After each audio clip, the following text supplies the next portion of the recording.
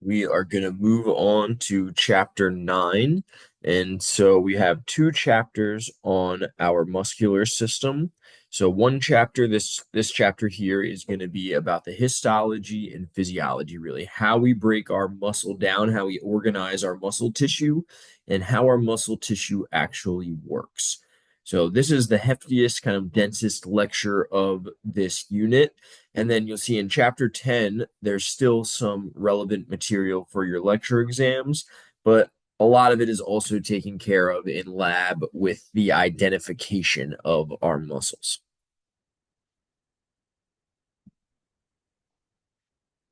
All right, one thing that you'll see in this lecture is that there's a lot of different ways to see the same information.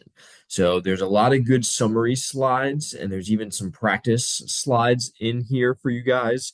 So uh, some of these concepts can be a little bit tricky, but make sure you're kind of taking a look at the diagrams and helping yourself work through some of these concepts. So here's a good summary slide for how we organize our muscle. And so what we're going to do in this lecture is look at the organization zoomed out in terms of our whole muscle. And a lot of this lecture, we're going to really zoom in and go all the way down to our myofilaments. So the way this chart flows is that we have myofilaments, which make up our myofibrils, which make up our muscle fibers. And so your muscle fiber is a muscle cell. So muscle fiber is a muscle cell. Bundles of muscle fibers are called muscle fascicles.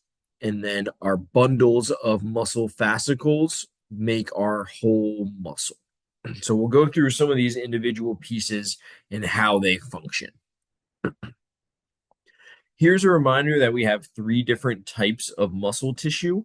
So our skeletal muscle is responsible for movement, for our facial expressions, posture. So even though we don't necessarily think about using our muscles to stand or sit up, we always maintain a certain muscle tone to be able to maintain that posture.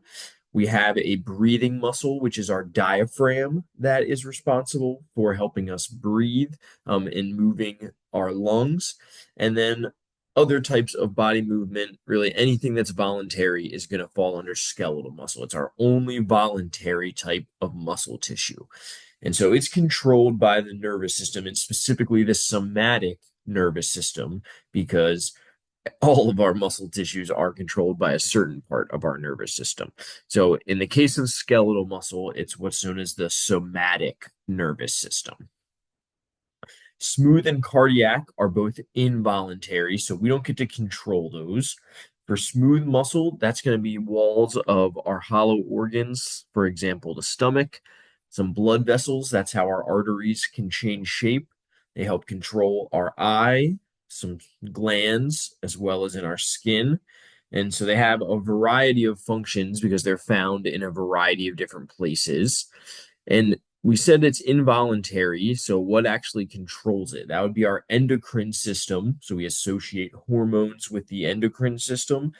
So our smooth muscle responds to hormones and our autonomic nervous system. And so we haven't had the nervous system chapter yet, but the autonomic nervous system is kind of the automatic part of our nervous system. So since this is an involuntary tissue, the autonomic nervous system is going to be in charge. And then finally, we have cardiac. And so, of course, we only find this in the heart, and it's also going to respond to endocrine system changes, so hormonal changes, and is also influenced by the autonomic nervous system. And here's a good summary table for some of that, as well as the appearance. We won't necessarily test you on the microscope slides again, since we took care of that on Lab Practical 1, but it's just a reminder of how we have our different tissues organized. We didn't talk about this on the last slide, but remember our skeletal muscle and our cardiac muscle is striated.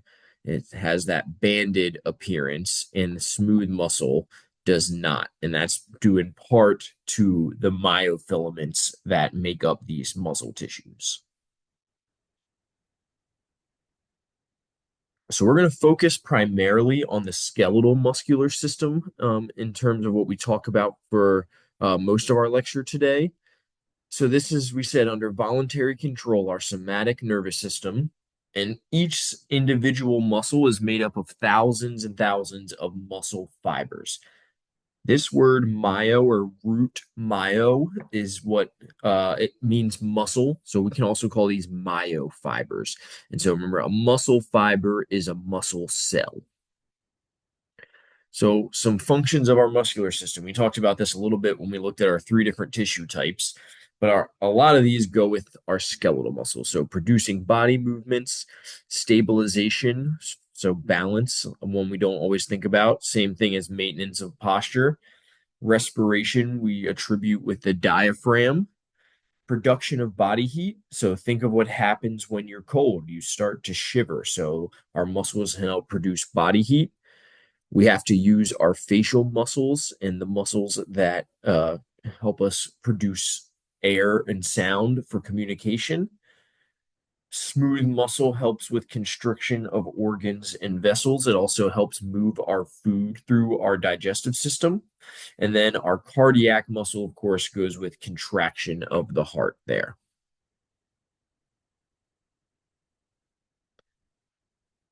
All right, you guys kind of just got to know the definitions for these properties of muscle tissue here. So we have four different properties of muscle tissue. The first one is contractility. So when we say we contract a muscle, that's when we're activating or squeezing that muscle. And so that's the ability of a muscle to shorten with force. Excitability is the capability or the capacity of a muscle to respond to a stimulus. In this case, it's going to typically be a nerve. And so we'll talk about the neuromuscular junction and kind of how a muscle cell is activated. So excitability is that capacity of a muscle to respond to a stimulus. It's ready to go when the nerve activates it. Extensibility means that we can stretch out a muscle beyond its normal length, and that muscle is still able to contract or shorten with force. So think about a rubber band. If it's just laying on the table, it's a lot smaller than when we really stretch it out. But either way, it still has the ability to kind of contract back towards the middle. Elasticity is another one that you can kind of think of with the rubber band example. And so that's the ability of a muscle to recoil to that original resting length after it is stretched. So extensibility is the muscle's ability to function once it's stretched. Elasticity is the ability to return to that resting length after being stretched.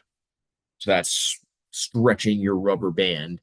And then when you let go, it's going to return back to its resting length or how it started on the table.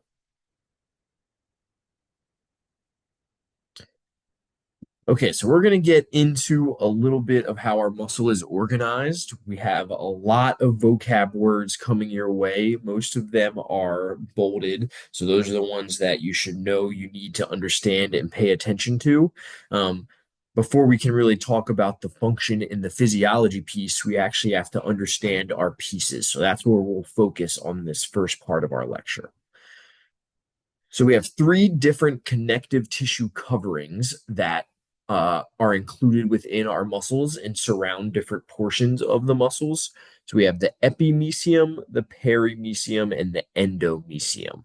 And so epi means above or on top of. So that's almost always going to be our outer layer. So whenever we see epi, we're going to think about it being on the outside.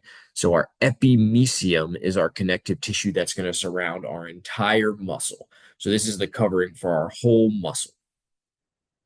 If you remember back to the slide we looked at in the very beginning that showed our flow from zoomed out to zoomed in, we said our whole muscles are made of bundles of fascicles.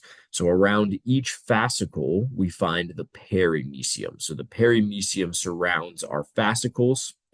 And then endo thinks into or inside. So that's always our inner layer. And so our endomysium is going to surround each individual muscle fiber. We also have some specialized collagen within these connective tissue layers that end up forming our tendons. So remember, a tendon is going to connect a muscle to the bone, and a ligament is going to connect bone to bone. And so both tendons and ligaments were dense connective tissue, and they blend in or merge right in to the periosteum of the bone. So they merge right into our connective tissue coverings and they merge right into the covering of our bones. They make a very strong attachment, which is important, obviously, because our muscles are going to contract and pull on those attachment points. One new vocab word that we haven't talked about quite yet is this word aponeuroses. So this is a larger sheet of attachment point or sheet of connective tissue. So tendons you can think of as kind of like a rope or it's not going to be very wide or super broad. Aponeuroses are going to be very wide, multiple areas that it attaches to. So we'll see some examples of these in lab with something like the latissimus dorsi or our occipitofrontalis.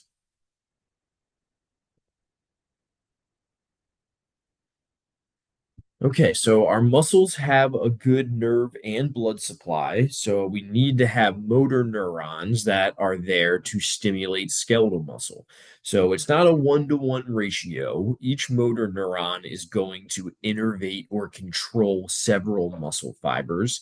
And so those motor neurons kind of branch out so that they have an endpoint or a synaptic knob over each muscle fiber that they control. And kind of the general rule of thumb is that our more powerful muscles have kind of motor neurons that control a lot of different muscle fibers. Some of our more delicate muscles, like our hands, that are responsible for our fine motor skills, each motor neuron may only control a few muscle fibers because we need to be a lot more precise with our movements. Muscles need a whole bunch of energy. And so, energy when it comes to our cells in our body is ATP. But in order to make ATP, we need the correct ingredients. So, we need oxygen and we need glucose. And that is going to be delivered by our blood vessels. So, all of our muscles have extensive capillary beds that surround our fibers. So, we need to be able to get ingredients for the energy in and get the waste products out quickly. So here's another summary slide that shows a little bit of that zoomed in, zoomed out. So our myofibril is going to be made up of myofilaments. We'll look at those. The sarcolemma is a special term for the cell membrane of a muscle fiber. So this entire piece, what's made up of myofibrils, is our muscle fiber, aka a muscle cell. So the sarcolemma is the cell membrane of our muscle fiber. Multiple muscle fibers bundled together makes up our fascicle.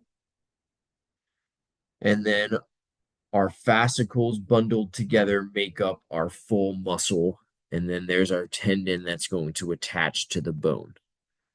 So our muscle fibers are surrounded by the endomysium. Our fascicles are surrounded in the perimysium. And then our entire muscle is covered up with the epimysium. Okay, this is a nice slide for you guys in terms of going forward for our next kind of group of slides. So these are all vocab terms that are going to be relevant to you when it comes to the sarcomere and the sliding filament theory, which will be in part 2 of our lecture. So this may be something that you want to have and work through as you're listening to part 2. So I will see you soon.